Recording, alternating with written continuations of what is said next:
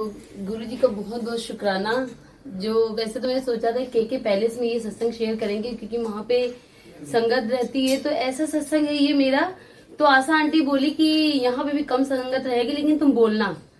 तो अभी इस बार मैंने सोचा था, दिसंबर में मुझे बड़ा मंदिर जाने को नहीं मिला था, तो हमने सोचा था कि 2 बार सत्संग कर लेंगे। अगर गुरुजी नहीं हमको बुलाए हैं तो कोई बात नहीं, हम अपने घर पे ही सत्संग करेंगे। लेकिन एक 7 तारीख को किया था, फिर हमने सोचा 27 को कर लेंगे। लेकिन एक ही का पता नहीं, सुबह हम खाना बना नाश्ता बनाने चले और दिमाग में आया कि हमको कल मंदिर जाना है, बस बड़ा मंदिर जाना। अपने आप ही जुनून चढ़ गया। अब गाड़ी का इंतजाम करना था मुझे, ऐसे तो राज अंकल के साथ ही चले जाते। तो फिर मैंने अपने भाई को फोन किया कि हमको गाड़ी चाहिए, क्योंकि गाड़ियों की कमी तो है नहीं, हमारे मायके में बहुत सारी गाड़ियां हो जाती हैं। तो भाई को फोन किया तो भाई बोला कि ठीक है, गाड़ी हम दिलवा देंगे। तो उसने बोला फॉर्च्यूनर लेते जाना मेरी। तो हमने फिर हम सोचा कि जब हम पहले तो हम अपनी गाड़ी से जा रहे थे, अपनी कार से ही जाए, लेकिन मेरी अल्टो है तो उसमें सिर्फ 4 ही लोग बैठ सकते थे, ड्राइवर मिला के सिर्फ 5 लोग थे वहां पे। तो मैंने सोचा था कि मेरी मम्मी, मेरी सास और मेरे संजय, हम लोग ऐसे ही चले जाएंगे। तो फिर जब बड़ी गाड़ी भाई, तो मेरी गाड़ी का नंबर प्लेट कोई उखाड़ ले गया, पार्क में खड़ी रहती है ना, तो ये नंबर प्लेट कोई निकाल ले गया। तो फिर हम नहीं जा पाए उससे। तो जाना था मुझे, तो मेरे भाई को फोन किया तो भाई ने बोला ठीक है तुम फॉर्च्यूनर लेती जाना। तो वो गाड़ी का इंतजाम हो गया। तो मैंने सोचा बड़ी गाड़ी जा रही है तो चलो फिर बुआ की बेटी को भी ले लेते हैं, वो जा नहीं पाती है, और बुआ के दामाद को भी ले लेंगे, ऐसे जो है सब लोग मिलकर चले जाएंगे। तो फिर रात में भाई का फोन आया मेरे पास कि हम लोग भी चल रहे हैं। मेरे भाई, मेरे भाभी, वो सब लोग जाने लगे। मेरी भी भाभी, मेरे चाचा की बहू, चाचा के लड़के, सब लोग राजी हो गए, पूरे 17 लोग हो गए थे। तो भाई ने बोला कि फॉर्च्यूनर हम ले जा रहे हैं, तुम स्कॉर्पियो ले लो। तो हमने कहा कोई बात नहीं, आप लोग तो साथ में चल ही रहो। लेकिन देखिए वो इस समय जो मेरा भाई जो गया वहां पे, वो गुरुजी ने ये सारी चीजें करवाई थी। स्कॉर्पियो हमारे लिए आई, और स्कॉर्पियो हम सब लोग बैठ गए, जा रहे थे बड़ा मंदिर। तो मैंने सोचा कि जब जाना ही तो लो तेल फुल कराने। तो पेट्रोल पंप पहुंचे, वहां पे मैंने तेल पूरा फुल करा दिया उसमें। तो ड्राइवर बोला कि आपको फास्ट टैग का भी करवाना है, तो मैंने उसका भी 2,500 का पूरा करवा दिया, आने जाने का सब करवा दिया था। और जैसे ही हम लोग निकले, बस बड़ी गाड़ी दोनों बराबर चल रही थी। तो जैसे ही हम लोग जो है ना, फर्स्ट फूड किंग आता है ना, वहां पे जैसे उतरे तो गाड़ी से खूब तेज से धुआं निकलने लगा। जब धुआं निकलने लगा तो हम सब डर गए बहुत ज्यादा। वो जो गाड़ी चला रहा था बुआ का दामाद मेरा, तो वो बोला सब लोग जल्दी से गाड़ी से बाहर निकल आओ। तो हम सब लोग गाड़ी से बाहर निकले। मेरा दिल इतना धक धक धक धक कर रहा था, मुझे लग रहा था अब बड़ा मंदिर नहीं जा पाएंगे हम, अब ये पक्का ये गाड़ी यहीं से ही कैंसिल कर दी जाएगी, बड़ा मंदिर नहीं जा पाएंगे। फिर जल्दी से हमने बोला कि चाहे जितना पैसा इसमें लगे आप इसको सही कराओ, लेकिन हमको बड़ा मंदिर जाना है। तो फिर वो जो मेरे भाई का जो ड्राइवर था वो बोला, वो मैकेनिक था, उसने बोला कि अब ये गाड़ी तो नहीं जा सकती, क्योंकि मुझे लग रहा है इसका इंजन कुछ खराब हो रहा है। तो फिर वहां से भी हमने बोला, पेट्रोल पंप पे एक आदमी आया, बोला कि यहाँ पे तो बहुत सारे मैकेनिक हम ले जाओ। तो वो बोला, ड्राइवर बोला कि अगर दीदी यहाँ से आप करवाओगे ना, लोग चूस लेंगे, बहुत पैसा बता देंगे। अब फिर मैंने तुरंत अपने भाई को फोन किया, हमने कहा भाई गाड़ी खराब हो गई है और तुमने कैसी भेज दी गाड़ी। तो बोला कि कहाँ पे हो, हमने कहा हम लोग 140 किलोमीटर आ चुके हैं। तो कहने लगा ठीक है अच्छा रुको, अभी हम गाड़ी का इंतजाम करके वहीं भेज रहे दूसरी गाड़ी। बड़े खुश हो गए। हमने कहा चलो ठीक है, 1-2 घंटा और लग जाएगा हम लोगों को। फिर जो है जब वो गाड़ी नहीं आई तो फिर ड्राइवर बोला कि लो अच्छा देखिए, इसको ढक्कन खोला, देखो उसमें पानी नहीं था, तो उसने पानी डाल दिया उसमें। जब पानी डाला तो बोला अब ये गाड़ी खराब होने वाली नहीं है, अब दिल्ली चलते हैं हम लोग। अब हम लोग दिल्ली चले गए, मतलब हम लोग जा रहे थे, हाईवे पे बस चढ़े ही थे वैसे फिर वहां पे गाड़ी में धुआं आ गया, धुआं देने लगी। अब तो ऐसा हो गया था कि अब तो वो गाड़ी कोई छू भी नहीं सकता था, अगर थोड़ा और चलती तो वो गाड़ी में आग लग जाती। अब मतलब हमें तो समझ ही नहीं आ रहा था, मतलब ये क्यों हो रहा है। हमारे मन में बस सवाल उठ रहे थे गुरुजी से कि गुरुजी आप तो साथ में हो, उसके बावजूद हमारे साथ ऐसा क्यों हो रहा है गुरुजी। लेकिन ये सारी चीजें मेरे भाई के अकॉर्डिंग चल रही थी। मेरे भाई का मतलब था कि जो पहली बार जा रहा था बड़ा मंदिर, वो उसका मतलब था कि तुम तो पता नहीं कैसे जाती हो, चली आते हो, एक कहीं जाओ तो रुको, पहले स्टे करो, उसके बाद जो है ना हम लोग दर्शन करेंगे, दूसरे दिन तब आराम से आया जाएगा। लेकिन मुझे लगता है कि नहीं, मेरा काम सारा रहता है तो हमें उसी दिन जाना, दूसरे दिन रिटर्न हो जाना है। तो फिर हम लोग की वो गाड़ी, भाई ने पुलिस वाले को फोन कर दिया कि हाईवे पे है, गाड़ी बहुत तेज जल रही है। सोचिए आप लोग ने कभी देखा नहीं होगा कि मेन हाईवे पे कभी कोई पानी का टैंक वगैरह नहीं खड़ा रहता है। समझिए 10 कदम दूरी पे पानी का टैंक खड़ा हुआ था, उसमें से 15 लीटर पानी उस गाड़ी में डाला गया है। वो गाड़ी पूरी आग की तरीके जल रही थी। उसमें जब पानी डाला गया तब वो ठंडी हुई है, तब मैकेनिक बुलाया गया।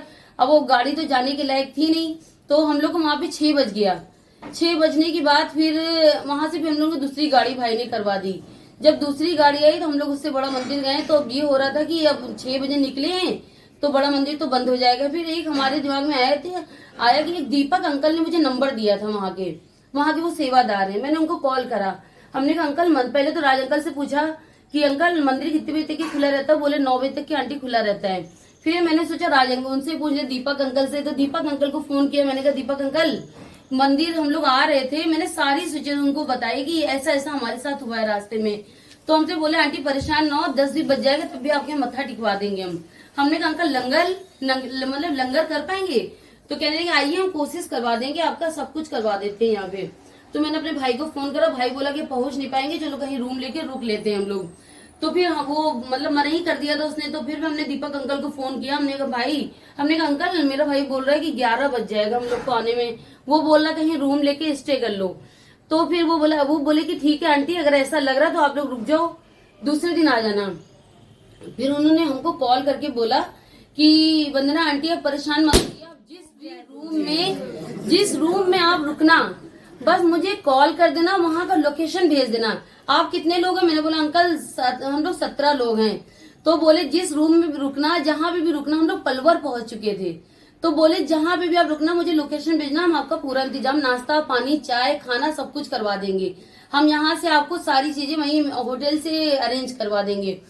फिर हमने तो फिर अंकल ने मतलब इतनी सुविधा दे दी थी, खुशी तो बहुत हो गई थी कि चलो वहां हो के हमारी इतनी हेल्प कर रहे हैं। वो सब गुरुजी देखिए सारा सेटलमेंट करवा रखे थे।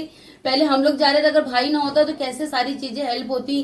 तो उन्होंने फिर हम जब होटल हम लोग पहुंचे तो मैंने अपना फोन स्विच ऑफ कर दिया था। मैंने सोचा हमें किसी से बात है, क्योंकि गुरुजी पे हमें थोड़ी गुस्सा आ रही थी कि मतलब मेरे साथ ऐसा क्यों हो रहा है। हमेशा गुरुजी सुनते रहते हैं, इस बार क्यों नहीं सुन रहे। लेकिन गुरुजी का कुछ और ही मतलब था इसमें, अभी बहुत अच्छा आएगा आगे। तो गुरुजी ने नहीं मेरी एक भी नहीं सुनी। फिर होटल हमने दीपक अंकल को फोन नहीं किया। फिर मेरा भाई हमने कहा इसी ने बोला रूम में रुकना, इसी की गुरुजी सुन रहे, अब इसी को सब कुछ करने दो। उसने 4 रूम ले लिया। हमने कहा 4 रूम लेके क्या होगा, ज्यादा पैसा हो रहा है तो जो है हमें तो नहीं पता 4 रूम का मतलब सब लोग इकट्ठे रुक जाते ना, 2 रूम इतने बड़े बड़े थे। कहने लगा नहीं 4 रूम लिए जाएंगे। अब हमें लगा कि 4 रूम है तो सबका आधा आधा, मेरा हम लेके जा रहे तो आधा हमको देना आधा हमको देना होगा। फिर वो बोलता खाना लेके आ रहे हैं। मैं कहा जाओ। वो 2500 का खाना लेके आया, 4000 रूम का। फिर आके हमसे कहता तुम टेंशन न लो, खाने का रूम का हम दिए दे रहे हैं, ठीक है, बाकी तुम अपना सारा चीज देखो, जो सबको लाई हो तुम अपना देखो। हमने कहा ठीक है। फिर उसके बाद हम लोग रुके वहां पे। सुबह 12 बजे उसको छोड़ना था रूम को। फिर हमने सोचा कि 12 बजे अगर निकलेंगे, मंदिर तो 4:30 बजे खुलता है। अब वहां मंदिर जाके करेंगे क्या, मंदिर में एंट्री भी नहीं देंगे वो लोग। फिर हमने दिमाग में जैसे 1 बज रहा था, हमने दीपक अंकल को फोन किया। हमने कहा अंकल मंदिर तो 4:30 बजे खुलेगा, लेकिन हम लोग बड़ा मंदिर के लिए निकल चुके हैं, अगर आ जाएंगे तो एंट्री तो मिलेगी नहीं। तो बोलते हाँ आंटी एंट्री तो नहीं मिलेगी, लेकिन आप ऐसा करो आ जाओ, आप आइए हम यहाँ पे आपको एंट्री करवाते हैं। हम जैसे ही हम लोग 1:22 में बड़ा मंदिर पहुंच गए थे। हम दीपक अंकल को फोन किया, उन्होंने हम लोग को बहुत अच्छे से एंट्री कराई, बड़ा मंदिर के अंदर बैठवा दिया। चाय नाश्ता समोसा मठरी इतने सारे बिस्किट सब लाके दे दिया वहां पे। और फिर हमसे कहते हैं कि आंटी आप जो बहुत परेशान हो, मतलब हम जब रूम में रुके थे ना, रात में हम सब लोग सो रहे थे, इतना रो रहे थे कि गुरुजी ऐसा क्यों। और आप लोग को ये नहीं पता होगा कि हम जब भी बड़ा मंदिर जाते हैं बस 2000-2500 रुपए से ज्यादा नहीं ले जाते थे। इस बार गुरुजी ने सारी व्यवस्था करवा के भेजी। 30,000-35,000 मतलब हम अपने मोबाइल में 18,000 रुपए सेट कर लिए थे। 1 लाख रुपए एक फोन में रखा हुआ था और 16,000 रुपए हम अलग लेके गए थे, जो कि कभी लेके नहीं जाते हैं। इस बार गुरुजी ने कैश भी करवाया, अकाउंट में भी भरवा दी, मतलब मोबाइल में भी सब पैसा करवाया कि ये चीजें होनी थी मेरे साथ। अगर हम पैसा ना लेके जाते तो बहुत सारी मेरे साथ प्रॉब्लम आ जाती। फिर हम लोग बड़ा मंदिर पहुंचे तो गुरुजी ने वहां पे हम लोग को बहुत सेवा करवाई उनसे, दीपक अंकल से खूब अच्छी व्यवस्था दी उन्होंने।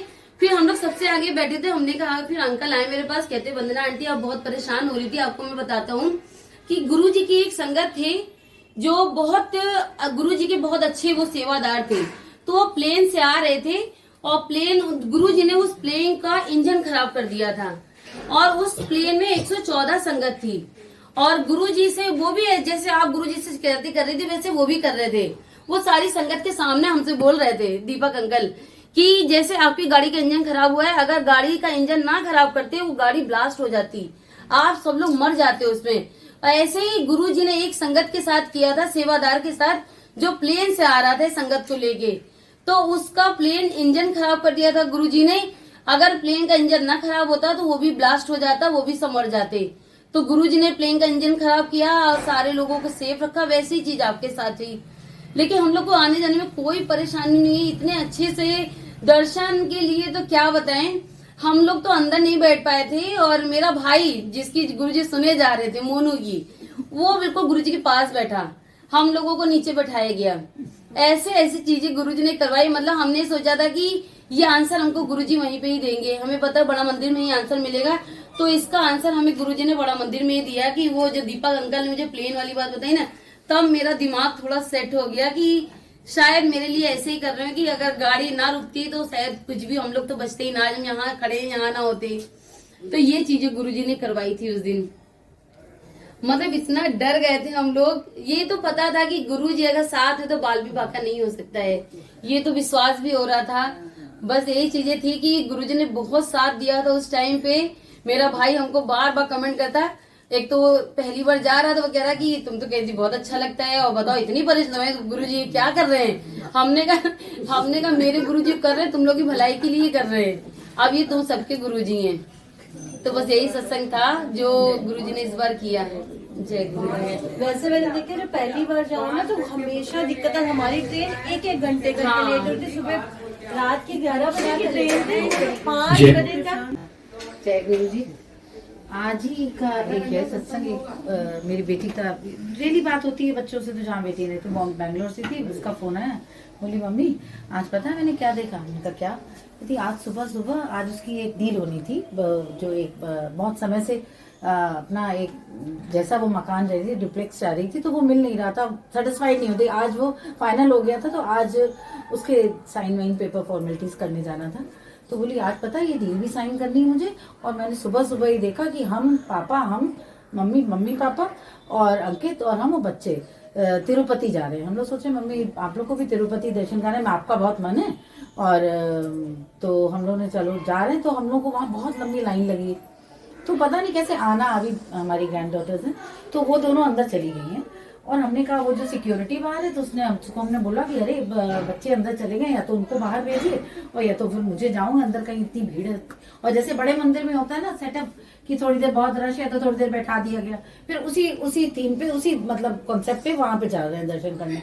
अच्छा, और फिर उसके बाद हम गए अंदर, तो वो जाने नहीं दे रहे, कहते नहीं है। तो बच्चे कह रहे मैं नहीं आऊंगी बाहर, वो कह रही मैं नहीं आऊंगी बाहर। तो हमने कहा भैया तो हमें जाने दीजिए, या तो वो सिक्योरिटी वाला बोला अच्छा आप चले जाओ।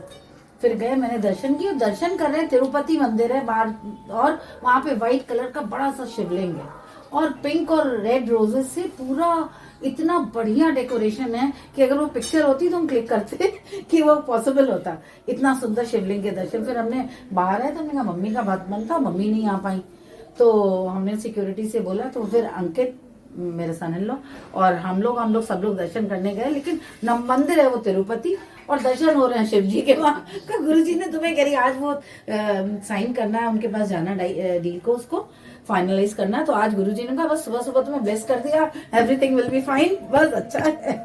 गुरु जी ऐसे ही ब्लेस करते हैं, बच्चे बहुत जुड़े, बस सब जुड़े हैं। पता हम जा चुके हैं गुरु जी ने तिरुपति राम दर्शन करा है। जय गुरु जी, शुक्राना बड़ी मालिक। ये पंजाबी महासभा वाला सत्संग था, कई लोग यहाँ से सब लोग साथ में गए थे हम लोग। तो जब वो सत्संग पूरा हुआ और भावना आंटी के साथ हम वापस आए, घर पर आने के बाद पता नहीं मेरी आंखों में क्या हुआ, एकदम से 1 घंटे तक मैं बहुत लेफ्ट आई में बहुत परेशान रही, मली जा रही हूँ, समझ नहीं आ रहा है, आंखें लाल हो गई और मैं घबरा गई कि मेरी आंखें इतनी लाल हो गई, गुरुजी ये क्या हो गया। मतलब आंख में अचानक से, सुबह से मैं ठीक थी, एकदम से ऐसे कुछ नहीं था, और अचानक से एकदम आंख एकदम लाल हो जा रही है। तो इतने में मैं बेडरूम में गुरुजी का छोटा स्वरूप रखा हुआ है, तो मैं और मेरे हस्बैंड सुबह हम लोग जितने भी स्वरूप हैं उसे साफ करके रोज चंदन का टीका लगाते हैं गुरुजी को। तो जब मैं बेडरूम में गई, गुरुजी के आगे हाथ अपने जोड़ रही थी ड्राइंग रूम में, फिर मैं अचानक से बेडरूम में शीशे के आगे वहां पे गई देखने के लिए कि हो क्या रहा है मेरी आंख में, पता नहीं क्या हो रहा है, कि एकदम से मेरे को मलते मलते मैं थक गई, कि मतलब वो ठीक नहीं हो रहा था बिल्कुल। तो मैंने गुरुजी के एकदम स्वरूप में बेडरूम में देखा, तो जो चंदन सुबह हमने लगाया था वो आंख पे पूरा आ गया, मतलब ऊपर से आंख पे, जिस आंख पे मेरे था और गुरुजी के राइट में था और मेरे लेफ्ट में था। तो मैंने कहा लग रहा है ये चंदन गुरुजी कह रहे हैं तो अपनी आंखों पे लगा ले। अब मैंने वो चंदन लिया, आंख वाला, जो माथे का नहीं, आंख पे लिया, और जैसे मैंने गुरुजी के हाथ हटा के मैंने अपनी आंखों में लगाया, मेरी आंखें ठीक हो गई। जय गुरुजी, शुक्राना मेहरबानी। मैं एक सुनाऊं बैठे परसों मैं क्या कहते हैं गुरुजी की गद्दी लगी हुई थी, तो 21 को तो पंजाबी महासभा वाला था, तो और मतलब जैसे नॉर्मल हम सबका इम्प्रेशन होता है कि कोई गिर हुए वस्त्र में और वो सब, बट गुरुजी तो इतने लविंग, इतने अप्रोचेबल, पहले दिन से ही हम तो बिल्कुल ही गुरुजी के हो गए। तो गुरुजी ने फिर हमें 5 दफे बुलाया। वो जैसे जैसे कहते रहे कि इससे नाना उससे नाना, तो उसमें वैसे वैसे करती रही। शायद थोड़ा सा टेस्ट कर रहे होंगे कि मेरे में फेथ है कि नहीं। तो जैसे जैसे गुरुजी ने कहा वो हमने सब किया। फिर उन्होंने 5th डे जब हम गए तो गुरुजी ने बहुत ही सिंपल सी बिटिया के लिए बताई। एक तो कहा कि सूर्य प्रणाम करे सुबह, और 51 डेज के लिए उन्होंने कहा था, और एक थोड़ी सी वो ब्लेस करके दिया था प्रसाद कि वो रोज सुबह ले ले। तो ये बिटिया भी बहुत लगन से, बहुत उससे मन से वो रोज करती थी सूर्य प्रणाम। तो 21st डे पे इसने मेरे से कहा कि मुझे ज्यादा अच्छा दिख रहा है, ये विजुअली इम्पेयर्ड है। तो हमें बड़ी चिंता रहती थी इसके। हमने 5 आई सर्जरीज करा दी थी ऑल इंडिया मेडिकल इंस्टीट्यूट में। तो जैसे जैसे डॉक्टर कहते थे वैसे वैसे हम सब इसके वो सर्जरीज होती गई थी। लेकिन इसकी रेटिना डैमेज थी, तो इसलिए डॉक्टर्स ने कहा था कि ज्यादा उम्मीद मत रखिए, मतलब ये अगर चल फिर ले, स्टम्बल ना करे तो that is more than enough, और ज्यादा मत एक्सपेक्ट करिए। मगर as parents you obviously want the best for your child। तो गुरुजी की जब से उसमें कृपा उसमें आए तो इसकी विजन तब से इतनी इम्प्रूवमेंट हुई, मतलब बिल्कुल उसको तो बताना बहुत ही मुश्किल है। मतलब ये 21st डे पे इसने मेरे से कहा कि बहुत अच्छा दिख रहा है, फिर उसके बाद तो धीरे धीरे धीरे धीरे इतनी इसमें इम्प्रूवमेंट आई। तो जब थोड़े दिन बाद गुरुजी वापस पंजाब चले गए, तो जब हमें पता चला चंडीगढ़ में है, तो 2 दफे हम उनके पीछे पीछे चंडीगढ़ गए। तो बट दोनों दफे उन्होंने कहा कि नहीं, मैं दिल्ली आके ब्लेस करूंगा। तो मैंने कहा कुछ और गुरुजी के लिए और थोड़ा करिए। वन इज सो ग्रीडी कि नहीं, थोड़ी इम्प्रूवमेंट तो आई है बट और करिए। फिर 98 में बैसाखी का दिन था, मैं स्कूल में पढ़ाती थी, तो वापस आई तो घंटी बज रही थी फोन की। तो उठाया मैंने, तो गुरुजी थे फोन पे।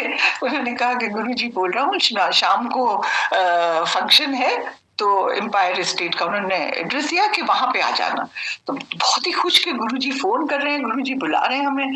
बस फिर हम तो गए भागे भागे। फिर तो एम्पायर स्टेट का जाने का बन गया।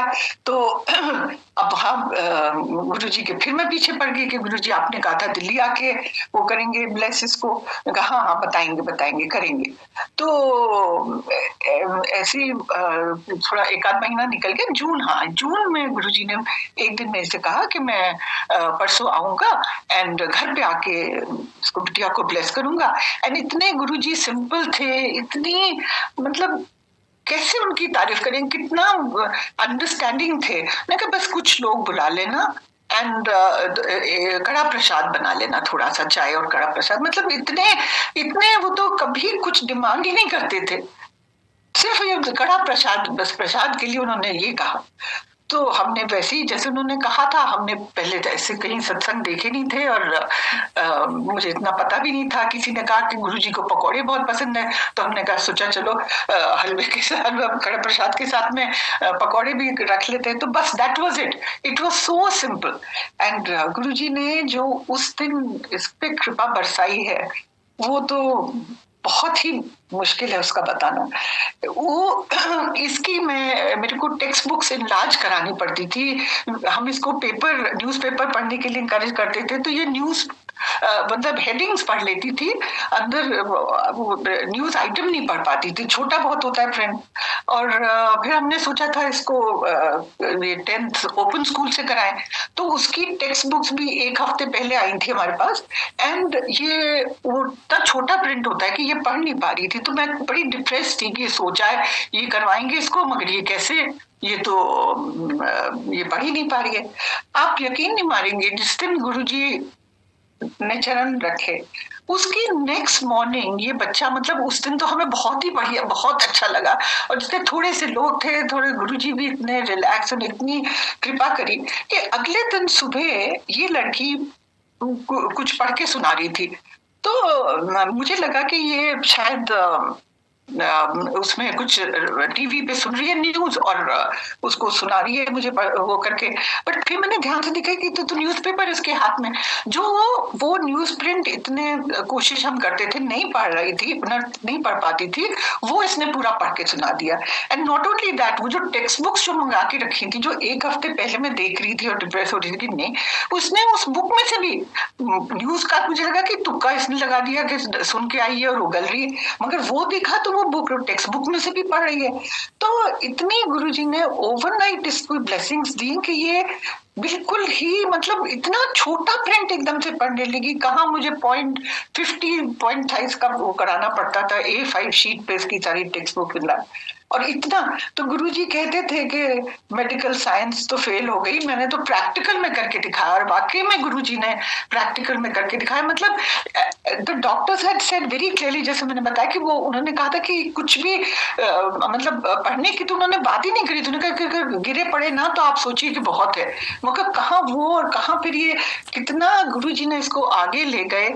इसने मतलब स्पेशल, गुरुजी को मिलने से पहले स्पेशल स्कूल जाती थी, फिर इसने अपना ये स्कूलिंग खत्म करी, BSW MSW, फिर B.Ed स्पेशल एजुकेशन में, और अब ये स्पेशल एजुकेटर है और पूरे थ्रू आउट इसको फर्स्ट डिवीजन में पास हुई है। तो ये इतनी कृपा जो थी सिर्फ गुरुजी की वजह से हो सकती है, मतलब एकेडमिकली भी। और इतना इसमें इतना कॉन्फिडेंस आ गया, हमारे में इतना कॉन्फिडेंस आ गया कि हम ये इसका प्रॉब्लम नहीं, तो मैं तो रोती ही रहती थी कि ये क्या होगा इसका बच्चे का। तो गुरुजी और हमेशा कहते थे देखी चल, और सच में ही हम देखते रह गए, इतना गुरुजी इसको आगे ले गए। मतलब वो डॉक्टर्स तो एम्स के तो इतने ज्यादा कमिटेड और वो सब कुछ, and they did their best. और हमने तो इसके पेपर बाहर भी भेजे थे, एंड दिस ऑल सेड कि जो यहाँ पे ये किया जा रहा है इसका ट्रीटमेंट, वो दैट इज द मैक्सिमम, कुछ और नहीं हो सकता। लेकिन गुरुजी की कृपा तो मेडिकल साइंस से बहुत बहुत आगे है। मतलब जो इतने कमिटेड टीम ऑफ डॉक्टर्स कह रहे थे कि ये इसका यही हो सकता है, उसके तो गुरुजी कहाँ, ही टुक मच बियॉन्ड ऑल दैट। तो गुरुजी का तो हम थैंक्स ही नहीं कर सकते कि किस तरह से, मतलब बिल्कुल नामुमकिन सी चीज गुरुजी ने करके दिखाई। इसके साथ में इतनी ज्यादा विजन इसकी इंप्रूव करा दी। अब ये कंप्यूटर पे वर्क कर लेती है, छोटे से छोटा प्रिंट पढ़ लेती है। तो ये तो सिर्फ उन्हीं की कृपा से, नहीं तो पॉसिबल ही नहीं था। अब ऐसे ही गुरुजी ने हमारे हस्बैंड पे भी बहुत रक्षा करी। 3 दफे बहुत ही उनके मेजर एक्सीडेंट्स हुए।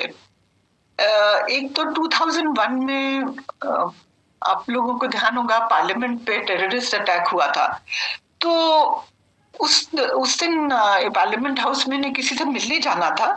तो जब ये दरवाजे पे पहुंचे तो दरबार ने कहा कि सर आज तो एडजर्न हो गई पार्लियामेंट, आप अंदर जाने का कोई फायदा नहीं है। तो उन्होंने कहा नहीं, मुझे तो हाउस में नहीं जाना है, मुझे किसी से मिलना है। And those were the last words that this poor दरबार स्पोक कि ये अंदर स्टेप इन करे हैं और एकदम से इनके पीछे वो दरवाजा बंद हो गया। और जैसे जैसे कॉरिडोर पे जाते रहे वो सारे दरवाजे बंद होते गए। एंड दिस पुअर दरबान was the first one to have been shot out by the terrorist. मतलब गुरुजी ने बिल्कुल ही, जैसे कहते हैं, बाल बचा लिया। और जब गुरुजी को जाके बताया, मतलब हमारे कहने से पहले ही उन्हें तो सब पता, उन्होंने ही तो बचाया था, तो देखो बचा लिया, सेकंड लाइफ दे दी। तो ऐसे गुरुजी ने उस वक्त रक्षा करी। फिर एक दफे ये गए थे हैदराबाद, हस्बैंड हमारे अक्टूबर पे, तो वहाँ वारंगल से वापस हैदराबाद आ रहे थे, तो टैक्सी में थे, तो उसका हेड ऑन कोलिजन हुआ अशोक लेलैंड ट्रक से। तो टैक्सी जो थी बिल्कुल ही कुचुमर उसका तो हो गया, बिल्कुल ही सब साइड से बिल्कुल ही बैटर हो गई थी। तो जो गांव वाले इकट्ठे हुए तो उन्होंने सोचा इसमें तो कोई बचा नहीं होगा, लेकिन गुरुजी थे साथ में, तो बिल्कुल ना ड्राइवर को, एक और फेलो ऑफिसर थे आगे बैठे हुए, वो उनको किसी को, तीनों में से किसी को भी कुछ चोट नहीं आई।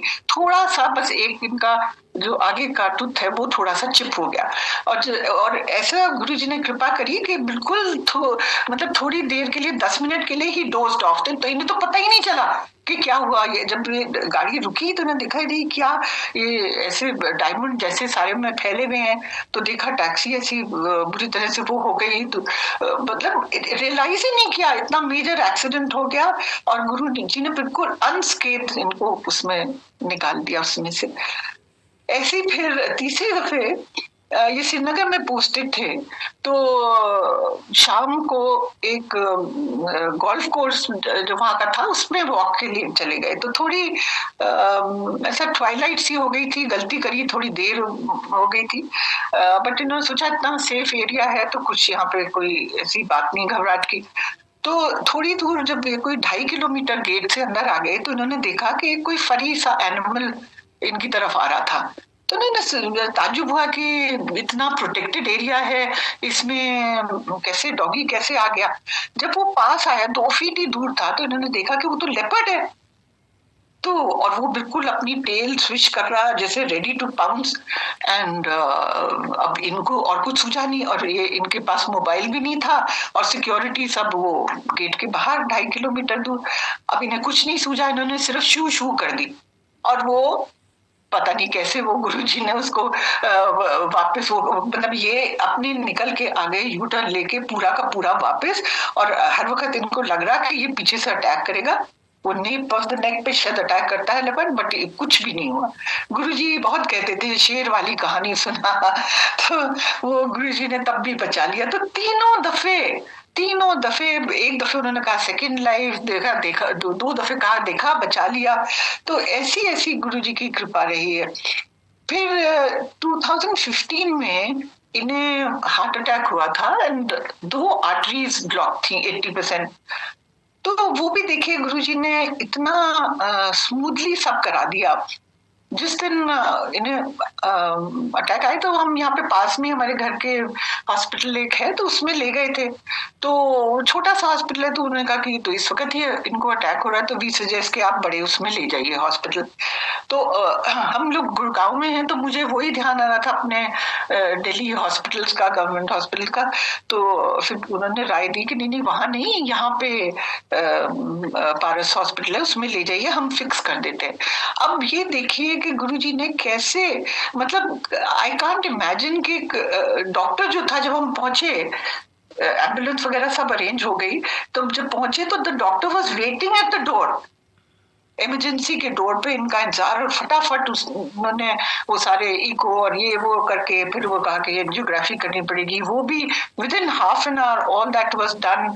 एंड फिर उन्होंने उनको स्टेंट्स लगाने पड़े, वो भी उन्होंने पूछ के, मतलब इतनी स्मूथली सब कुछ हो गया कि वो गुरुजी की कृपा के बिना तो हो ही नहीं सकता था। मतलब imagine the doctor waiting for you, everything lined up, जैसे कि पता नहीं क्या, मतलब इतना गुरुजी ने सब स्मूथली कराया कि बस बहुत ही गुरुजी की कृपा है। अब ऐसे 3 दफे तो ये हस्बैंड के साथ ये सब हुआ, ऐसे बदे स्कैरी एक्सीडेंट।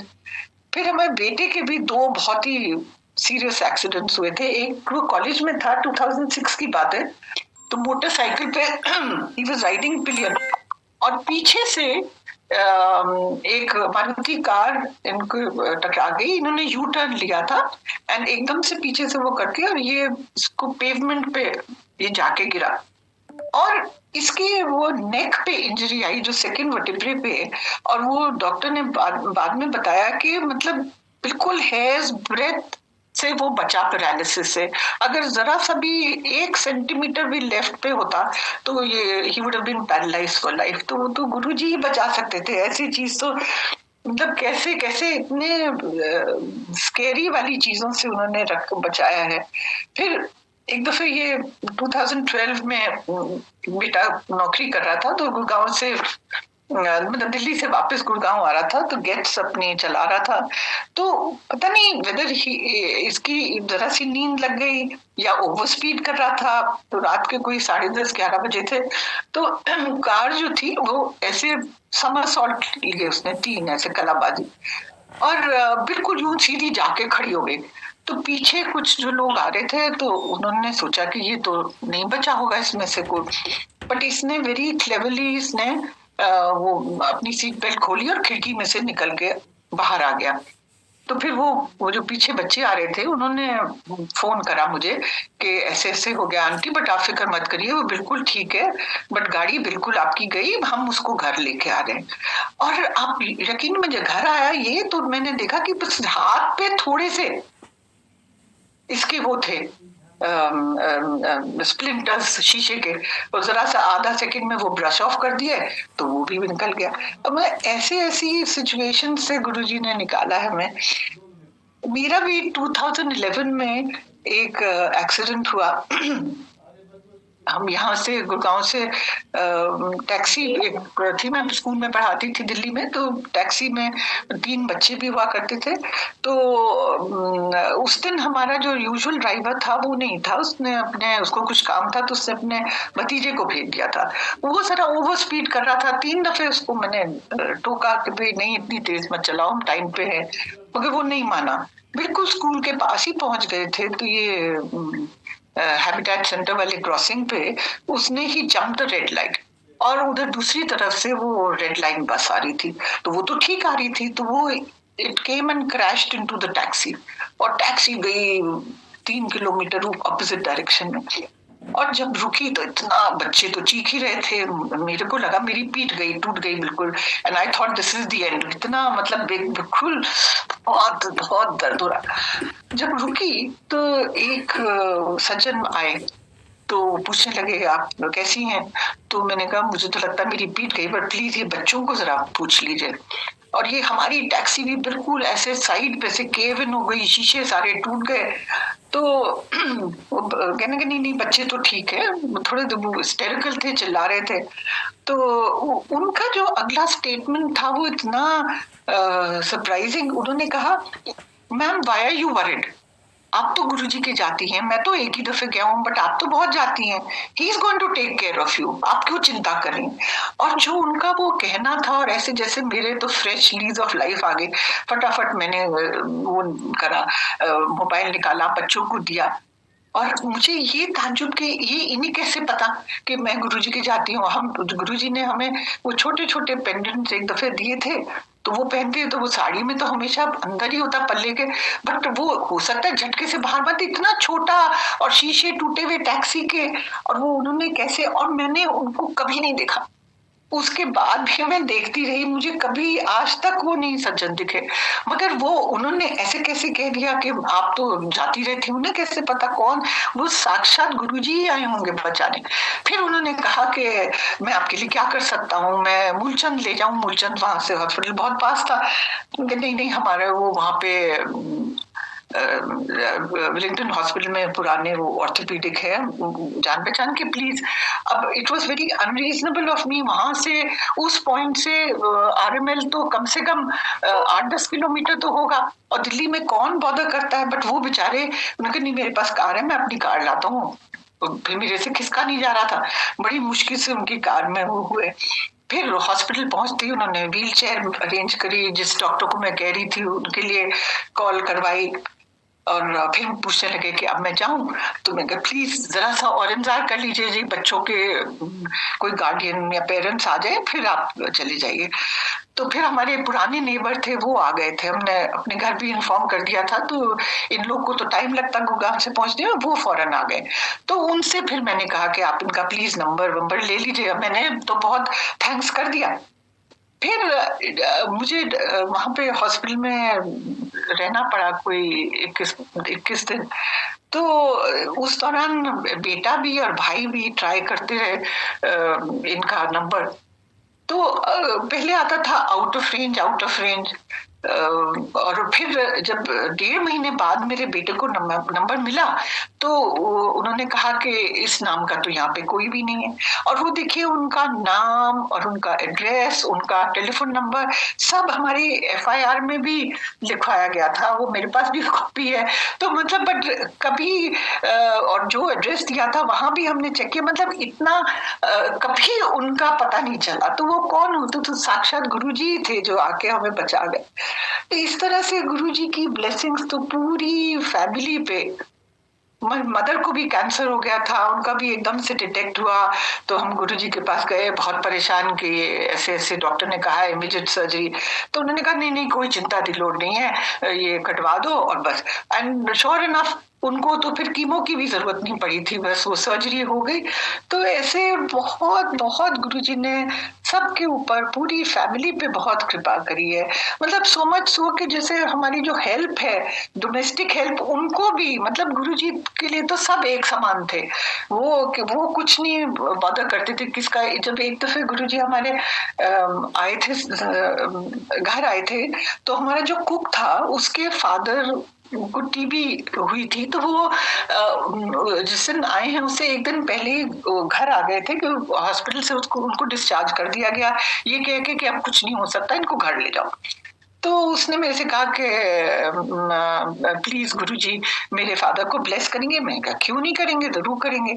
तो वो इतने बेचारे वीक थे कि उनको 3 जने सपोर्ट करके लेके आए और गुरुजी ने फौरन वो ब्लेस करा वो फादर को। और वो उसके फादर फिर 14 साल उसके बाद ही वॉज अलाइव।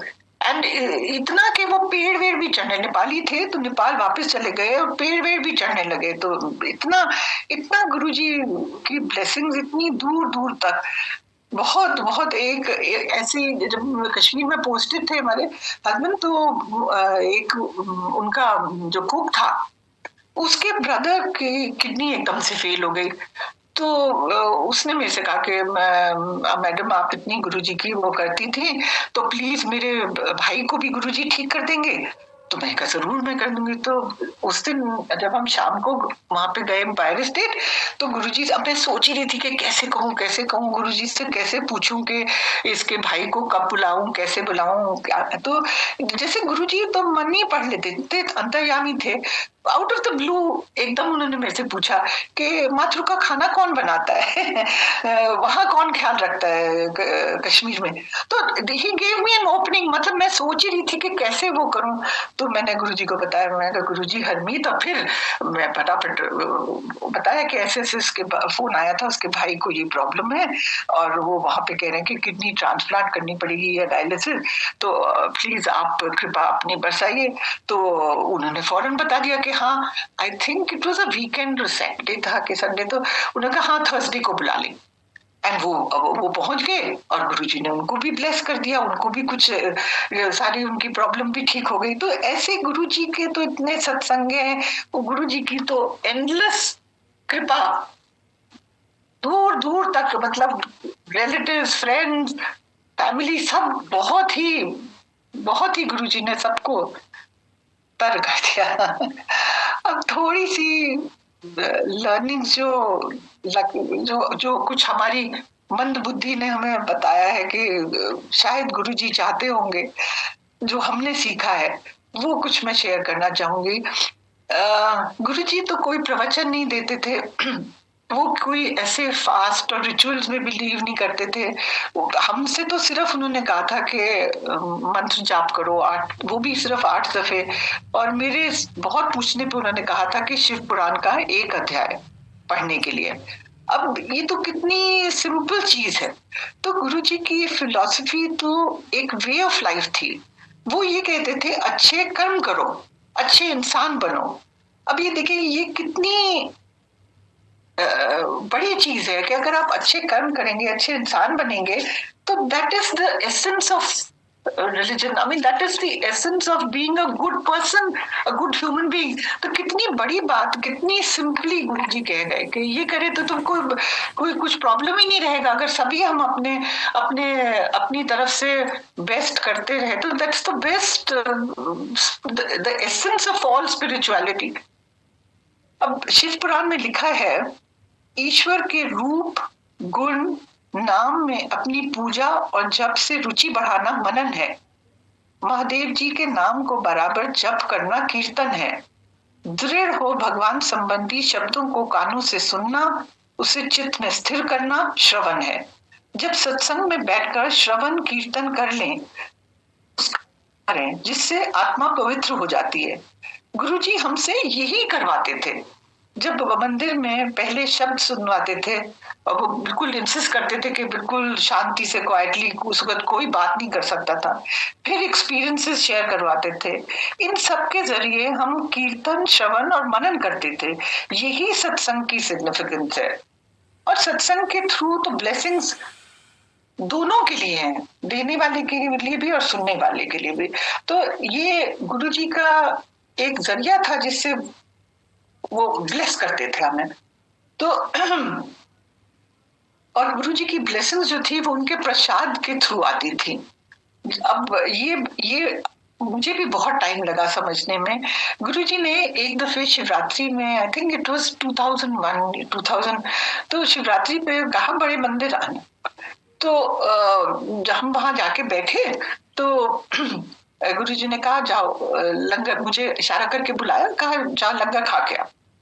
तो मैं गई, बहुत एज यूजुअल बहुत ही बढ़िया लंगर प्रसाद था। मगर हमारी मदर इन लॉ ने हमसे शिवरात्रि का व्रत रखवाया था शादी के बाद से, और उन्होंने ये कहा था कि इस व्रत में कोई नमक नहीं खाना और अन्न नहीं खाना। तो अब ये लगा कि भाई उनकी बात तो सुननी चाहिए। तो मैंने देखा कि उसमें वो तो ऑब्वियसली अन्न बहुत बढ़िया, पूरी सब कुछ वो सब था प्रसाद। तो बट मैं राउंड लगा के आ गई कि मुझे दिमाग में यही था कि उन्होंने ये कहा है तो ये नहीं खाना चाहिए, नमक नहीं खाना, अन्न नहीं खाना। अब मुझे आज तक ये अफसोस है। अब दूसरी दफे फिर जाके जब बैठी तो दूसरी दफे फिर गुरुजी ने कहा कि जा लंगर खा के आ। और फिर भी वो घूमी, फिर मेरे को मतलब दूसरी दफे में मुझे वो दिख गए बेर। तो मैंने कहा हाँ ये ठीक है, चलो बेर को तर लेते हैं। तो मैंने वो बेर लेके बैठ गई। तो फिर तीसरी दफे गुरुजी ने नहीं मुझे कुछ भी कहा। लेकिन मुझे आज तक अफसोस है, मतलब it took me years to understand कि प्रसाद तो प्रसाद, उसको हमें क्वेश्चन ही नहीं करना चाहिए कि नमक है, मीठा, नमकीन, मीठा, ये वो। ये 2013 में एक दफे फिर बड़े मंदिर शिवरात्रि पे हम गए हुए थे। तो मेरी एक फ्रेंड ने कहा मैं फिर इसी उधेड़-बुन में के खाऊं कि नहीं खाऊं, घर ले जाऊं, शाम को खा लूंगी। तो उसने मेरे से ये कहा जैसे गुरुजी ने उससे कहलवाया कि शिवलोक में बैठी हो और ये क्वेश्चन कर रही हो कि खाऊं कि नहीं खाऊं। बस वो दिन था कि फाइनली मेरे दिमाग में समझ में आ गया कि नहीं, प्रसाद इस प्रसाद, इसको क्वेश्चन नहीं करना चाहिए। अब ऐसे गुरुजी के सामने भी हम एम्पायर स्टेट में थर्सडे का व्रत में रखती थी, तो बड़ी सेल्फिशली जो भी मीठा होता बड़ी खुश होती थी कि हर वक्त मीठा तो कुछ होता ही था। तो रोटी प्रसाद के साथ में जब अगर हलवा है या लड्डू है या खीर है उससे खा लेती थी खाना। और बहुत दफे आंटीज ने टोका था कि नहीं सब चीज खानी चाहिए, तब भी नहीं समझ में आया था। बट 2013 में ये समझ में आएगा। उसके बाद अब मैं कभी क्वेश्चन नहीं करती हूँ कि ये नमक है, फलाना व्रत है मेरा और फलाना ये है, तो ये नहीं, जो प्रसाद है वो वैसे ही एक्सेप्ट कर लेना चाहिए। तो बहुत साल ये लगे कि ये समझने में कि प्रसाद और गुरुजी की ब्लेसिंग्स जब प्रसाद से हैं तो वो कुछ मायने ही नहीं रखता कि नमकीन है कि मीठा है। तो बहुत टाइम लगा। तो इसलिए मुझे भी अब बहुत अफसोस होता है कि इतना गुरुजी का जब भी कहना नहीं माना कि 2 दफे उन्होंने भेजा और फिर भी बेवकूफी हमारी कि हम समझ नहीं पाए कि वो ये कह रहे थे। और फिर गुरुजी कहते थे कि वहम ना किया करो। और बहुत सारे चोचले उन्होंने छुड़ा दिए। हमारे भाई बहुत सारे अंगूठी, बहुत सारी नहीं, मैं एक आधा पहनता था तो रिंग सब उतरवा दी। और हमें तो कंप्लीट फेथ रखनी चाहिए गुरुजी में कि मतलब अब now he is everything for us. पहले हम भागते फिरते थे, कभी वैष्णो देवी जा रहे हैं, कभी वृंदावन जा रहे हैं। अब गुरुजी हमारे लिए सब कुछ है, सब सारे भगवान गुरुजी में ही हमें तो दिखते हैं। एक दफे बेटे को गुरुजी ने अपना विराट रूप दिखाया था। उसको ऐसा दिखा कि गुरुजी ने फोन किया है और फोन में ये सब ड्रीम में था कि फोन पे वो कह रहे हैं कि बड़े मंदिर आ जा। तो हम लोग खाना खा रहे थे, तो इसने फौरन कहा उठो जल्दी से, गुरुजी बुला रहे हैं। तो खाना छोड़ो, गुरुजी बुला रहे हैं, उससे बड़ी क्या चीज हो सकती, खाना वाना छोड़ो। तो ये निकला, तो लॉन हमारा बहुत बड़ा सा था, तो ये निकला और आगे आगे गुरुजी जा रहे हैं। तो एकदम से गुरुजी ने विराट रूप एक दफे वो मतलब गुरुजी चेंज इनटू शिव जी, हनुमान जी, गणेश जी, सारे डिफरेंट फॉर्म्स इसको दिखाए। तो इतना इससे ज्यादा और क्या चाहिए हमें कि गुरुजी ही सब है, सब फॉर्म्स उन्हीं में समाई हुई हैं। हमारी मदर को शुरू में जब गुरुजी के गए थे 95 में, तो उन दिनों में वो साईं बाबा में बहुत बिलीव करती थी, तो उनको भी यही दिखा था कि गुरुजी और साईं बाबा ऐसे बिल्कुल ब्लेंड हो गए एक साथ ही। तो ऐसे इतने गुरुजी ने हमें वो करके बताया है, इतनी चीजें जो ये लगता है कि बिल्कुल one form, he is supreme being and उन्हीं में सब समाई हुई हैं। बहुत अच्छा लगता था हम जब छोटे मंदिर जाते थे गुरुजी की शरण में। बहुत ही गुरुजी अपने हाथ से कड़ा प्रसाद देते थे, बिल्कुल बहुत ही डिवाइन लंगर होता था। इतनी शांति मिलती थी कि वहां से उठने का ही मन नहीं करता था। मतलब लंगर प्रसाद के बाद में गुरुजी एक एक करके बुला के कहते थे लो छुट्टी हो गई। तो हम कहीं किसी कोने में जाके छुप जाते थे कि शायद गुरुजी को ना दिखे तो ना बुलाएंगे, मगर वो तो दया में वो तो कहीं भी बैठे वो बुला लेते थे। कभी कभी गुरुजी बड़े मंदिर ले जाते थे, फिर 2 दफे चंडीगढ़ ले गए और कितना इलेबोरेट अरेंजमेंट कराते थे। 30-40 कार जा रही हैं और पर्सनली खड़े होकर सुपरवाइज करते थे कि किसको कहाँ बैठना है। और ऐसे वर्ल्ड ट्रिप्स होते थे, उसमें कभी किसी की शादी में जा रहे हैं तो वहां शादी में ले गए, कभी सत्संग अटेंड करने। एक दफे मुझे याद है कि कार में हम जा रहे थे तो पिपली पे उन्होंने ब्रेकफास्ट का गुरुजी ने इंतजाम करवाया था। तो कोई 1 किलोमीटर पहले ही ऐसे कार में एकदम से इतनी बढ़िया गुरुजी की फ्रेग्रेंस आई रोजेस की। मैं सोची यहाँ सड़क पे हाईवे पे कहाँ से, फिर जाके आगे देखा तो लेफ्ट हैंड साइड पे गुरुजी गेट पे खड़े हुए, वो गेस्ट हाउस के गेट पे खड़े हुए, सब एक एक को रोक रहे थे कि अंदर यहाँ पे ब्रेकफास्ट के लिए चलना है। तो इतने पर्सनली सब कुछ वो करते थे, बहुत ही ज्यादा सबका ध्यान रखते थे। एक दफे मुझे याद है कि हमारी जॉइंट फैमिली थी, तो ऐसे मेरे मन में दिमाग आया कुछ कि कभी हमें दोनों को अलग बैठने का टाइम नहीं मिलता है।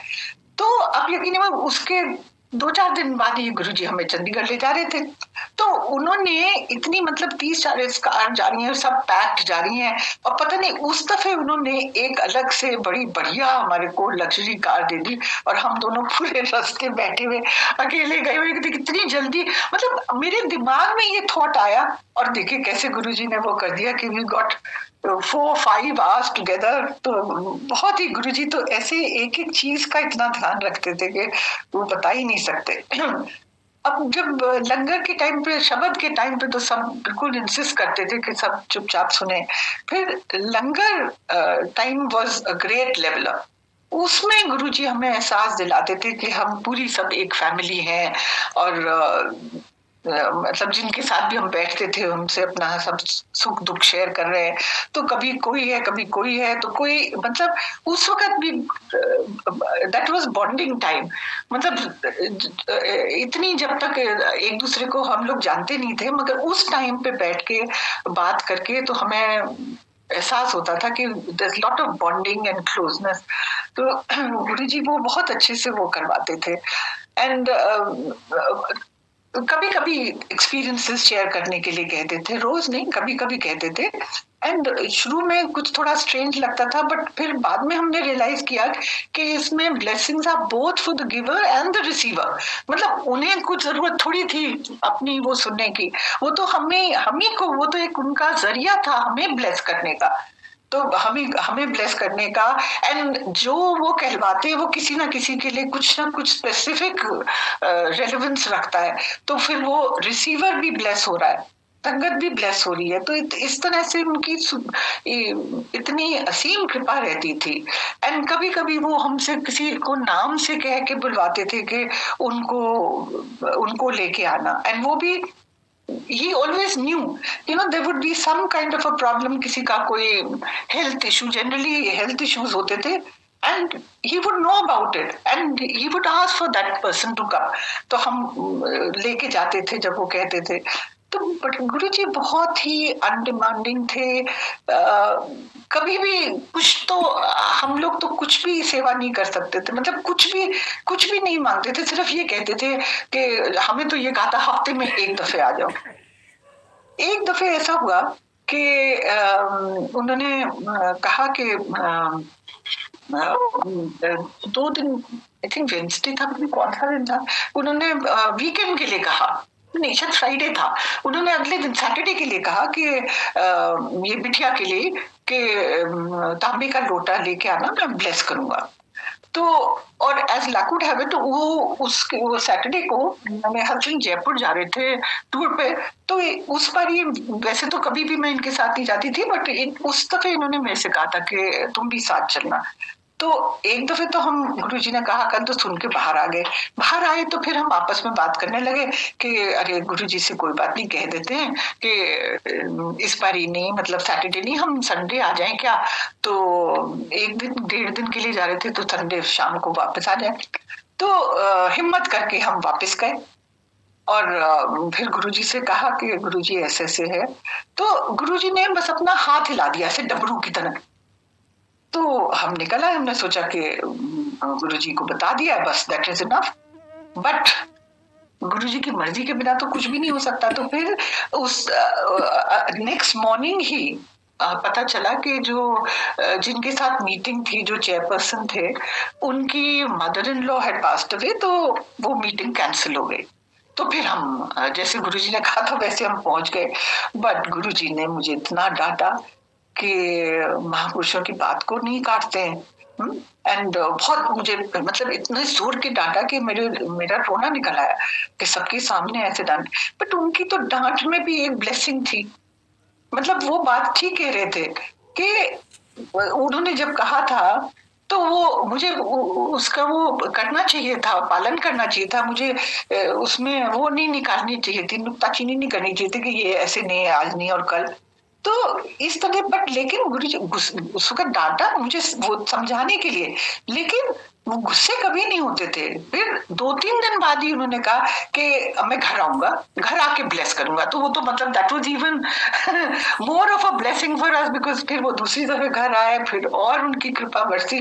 तो इस तरह से मतलब वो बहुत नासमझी कर जाते थे हम कभी कभी, बट वो मतलब टोकते थे, बताते थे कि ये ऐसे नहीं ऐसे नहीं, बट लेकिन वो ज्यादा देर तक गुस्से नहीं रहते थे। फौरन उन्होंने वो कहते 2-3 दिन बाद ही कह दिया कि नहीं मैं घर आके, और फिर वो और ब्लेस कर दिया।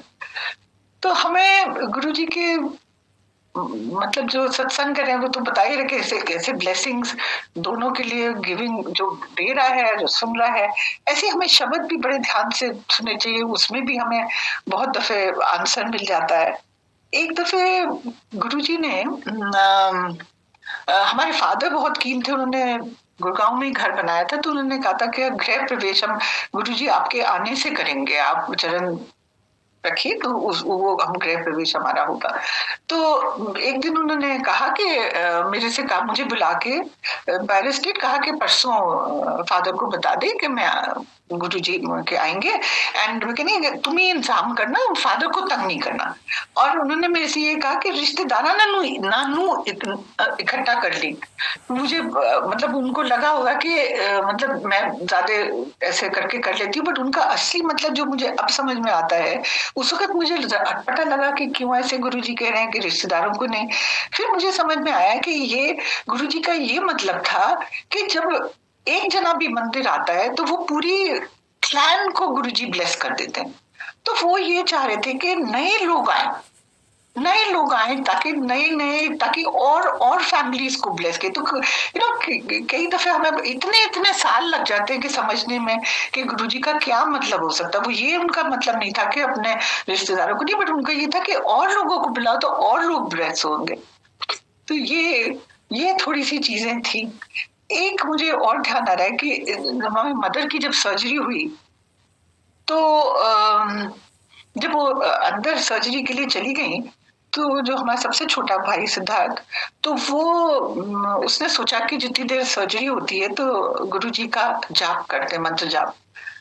तो गुरुजी ऐसे ओमनीपोटेंट हैं कि जब वो जाप कर रहा था, और एक गुरुजी के जो हमें छोटे छोटे स्वरूप मिला करते थे छोटे मंदिर में, तो वो उसने रखा हुआ था सामने। तो जब जाप कर रहा था तो इसको ऐसा लगा कि गुरुजी कह रहे हैं कि जोर जोर से कर, और वो स्वरूप में इसको दिखा कि गुरुजी के ऐसे कंधे बाहर से आ गए। तो फिर ये जोर जोर से करने लगा। और तो जब हमारी मदर निकल के आई तो खैर जब तो एनेस्थीसिया में थी, फिर ये अगले दिन वापस दिल्ली आ गया। उनकी सर्जरी लुधियाने में हुई थी। तो जब वो उन्होंने एक काफी दिन बाद बताया मदर ने कि उस दिन एकदम सर्जरी के बाद तो वो पूछने लगी गुरुजी कहाँ है, गुरुजी कहाँ है। तो हमारे फादर ने कहा कि गुरुजी तो सब जगह हैं, कि नहीं गुरुजी कहाँ है। फिर उन्होंने 2-4 दिन बाद जब एनेस्थीसिया से निकली तो उन्होंने बताया कि उन्हें पूरे टाइम जब सर्जरी हो रही थी तो गुरुजी ने अपने हाथों में ऐसे पकड़ा हुआ था, ऐसे गुरुजी ने उनको वो करके ऑल द टाइम कि नहीं गुरुजी तो मेरे साथ थे, उन्होंने तो मुझे ऐसे पकड़ के रखा हुआ था। एंड फिर वो मतलब उधर देखिए कि भाई को ये दिख रहा था कि गुरुजी के कंधे दबाने कि वो कहते कि इतना वो दर्द कर रहे हैं क्योंकि उन्होंने वो मदर का वेट लिया हुआ था। तो इस तरह से गुरुजी ऐसे ओमनी प्रेजेंट है, सब टाइम हम लोग के साथ में, सब टाइम हमारे पे अपनी कृपा बरसाते रहते हैं। अभी भी वो हमारे बिल्कुल करीबी कहीं है, हमारे सब कुछ देखते रहते हैं, सब कुछ उन्हें पता है। 2019 में शिवरात्रि से कोई 10 दिन पहले मुझे गुरुजी ने दर्शन दिया और उन्होंने कहा कि बड़े मंदिर में जाके पोहा बनाई। मैं कहा ठीक है जी गुरुजी, जरूर चली जाऊंगी। तो अब मैं एक दिन सोचती रही, मैंने कहा शिवरात्रि पे लाखों लोग आते हैं, इतना बड़ा वो होता है जलसा, इतने वो, तो कैसे वहां पे पोहा कैसे बनाऊं, किससे बात करूं, क्या करूं। तो एक दिन मैं ऐसे सोचने में निकल गया।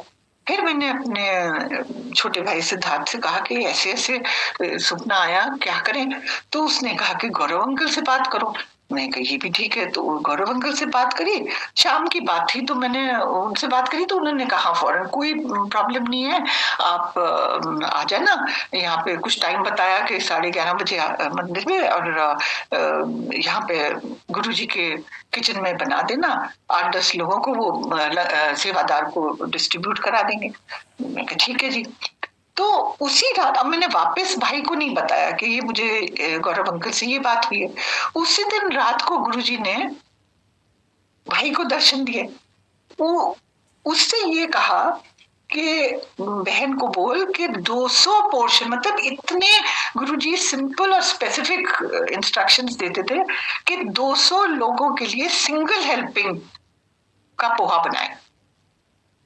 देखिए, मतलब मुझे ये लग रहा था कि वहां पे इतना सब वो होता है, इतना प्रसाद इतनी उसमें बनता है, तो गुरुजी मेरे से क्या चाह रहे हैं, कितना कैसे करूं। तो उन्होंने कहा कि कैसे करेगी, वो गौरव अंकल से बात कर ले। तो इतनी स्पेसिफिक इंस्ट्रक्शन उसी रात को। फिर मैंने अगले दिन फिर गौरव अंकल से कहा कि ऐसे गुरुजी ने दर्शन दिया, वो कह रहे हैं 200 लोगों का। तो देखा कोई बात नहीं है, वो भी हो जाएगा। तो कि यहाँ सारा सामान, मैंने कहा नहीं मैं सामान सामान गुरुजी ने कहा है तो मैं लेके आऊंगी। तो इतना बढ़िया लगा। उस साल हमने सबने पूरी फैमिली ने मिलके पोहा प्रसाद बनाया। अब पता नहीं गुरुजी क्या क्या कष्ट का निवारण कर रहे थे उसके थ्रू, अभी तक मुझे नहीं पता, बट आई नो उस साल सितंबर में मैं जनपद पे गिर गई थी तो दोनों हाथ में फ्रैक्चर हो गए थे। It could have been fatal because बिल्कुल मेन रोड पे वहां पे इतना ट्रैफिक आ रहा था, मगर गुरुजी तो अंतर्यामी पहले से ही बचा देते हैं सारा। तो इस तरह की गुरुजी की कृपा रहती है। फिर अब इसी साल जनवरी में मुझे बहुत ऐसे नेजल ब्लीडिंग हुई तो ब्लड प्रेशर शॉट अप, 2 दिन हॉस्पिटल रहना पड़ा। फिर वो बीपी ऊपर नीचे काफी हुआ है, बट वो गुरुजी ने देखिए वो तो मतलब वो क्या एक छोटी सी सेवा करवा के कितना आगे के कितने कितने कष्ट के निवारण कर दिया है वो ही जानते, हमें तो कुछ भी नहीं पता। और देखिए एक दफे मुझे याद है कि गुरुजी ने हाथ दबाने की सेवा दी, बिल्कुल कुछ शनि आई थिंक पता नहीं 5 ही मिनट के लिए किया होगा, मुझे तो आता भी नहीं, मुझे लग रहा कि इतने सब प्रोफेशनली करते, मुझे तो कुछ आता नहीं है, मगर वो किया। तो उसके बाद इतनी सी देर की सेवा के बाद उन्होंने गुरुजी ने कहा जा तेरे स्टेरॉइड बंद कर दिए, तेरा कल्याण कितना। और मैंने कभी भी अपने बारे में कुछ नहीं कहा, बच्चों के बारे में मांगती रहती थी तो गुरुजी से। तो ये मुझे अस्थमा था 25 साल से और मुझे सर्दियों में 2-2 कोर्स स्टेरॉइड्स के लेने पड़ते थे बट उसके बाद मुझे उसकी जरूरत ही नहीं पड़ी। कभी थोड़ा बहुत इनहेलर कर लिया, वो नेबुलाइजर कभी वंस इन अ वाइल, अब जैसे आजकल इतनी पोल्यूशन है, बट वो वाली स्थिति कभी नहीं आई। तो ऐसी गुरुजी कृपा करके बिना कहे कि वो तेरी स्टेरॉइड बंद कर दी, जा कल्याण कितना, और वो प्रॉब्लम ठीक हो गया। एक दफे जब गुरुजी से मिले ही थे 95 में, तो वो उन्होंने स्पॉन्डिलाइटिस मेरा ठीक है, 1 साल से फिजियोथेरेपी करा रही थी, उन्हीं वो एक उनका ट्रीटमेंट रूम था, उसमें चम्मच से जरा सा ठोका और वो ऐसे ठीक हो गया। तो इस तरह से गुरुजी की तो बहुत बहुत हमारे ऊपर कृपा रही है। ये एंडलेस सत्संग है गुरुजी के, तो और ये प्लेटफॉर्म तो बहुत ही अच्छा इनिशिएटिव है गुरुजी की ब्लेसिंग्स को पाने का। एंड द ब्लेसिंग्स दोनों के लिए, गिवर के लिए, रिसीवर के लिए। गुरुजी में बस अटल अपनी फेथ रखिए और सब गुरुजी सबके ऊपर ऐसी असीम कृपा बरसाएं और सब पूरे परिवार पे, पूरे गुरुजी के परिवार पे ऐसी ही कृपा सब हर टाइम बनी रहे। Thank you Guruji, thank you, इतना आपकी कृपा के लिए शुक्राना, बहुत बहुत गुरुजी शुक्राना आपका। गौरव अंकल का भी, कुणाल अंकल का, पूरे सब ऑर्गेनाइजर्स का बहुत बहुत शुक्राना कि ये मुझे मौका मिला गुरुजी की थोड़ी सी वो बताने का। इतनी असीम कृपा जो सब गुरुजी सबके साथ पल पल साथ रहे। जय गुरुजी। जय Guruji. Thank you so much aunty, आपने इतने सुंदर सत्संग हम सबके साथ शेयर किए। Thank you Guruji. संगत जी, हम शुक्राना करते हैं गुरुजी का, लाख लाख शुक्राना आज हुए सत्संग के लिए, सत्संग के दौरान सेवा करते हुए। जो भूल चूक गलतियां हमसे होती हैं उसके लिए गुरुजी से और आप सबसे माफी चाहते हैं। समाप्ति से पहले सरबत के भले की अरदास करते हुए गुरुजी के चरणों में अरदास है कि गुरुजी आप अपनी सारी संगत को ब्लेस करें, सबको देर रुकता बख्शें, सबके अंग संग सहाय रहें। इसी के साथ अब हम गुरुजी से आज्ञा लेंगे और अब हम मंत्र जाप करेंगे। जय गुरुजी।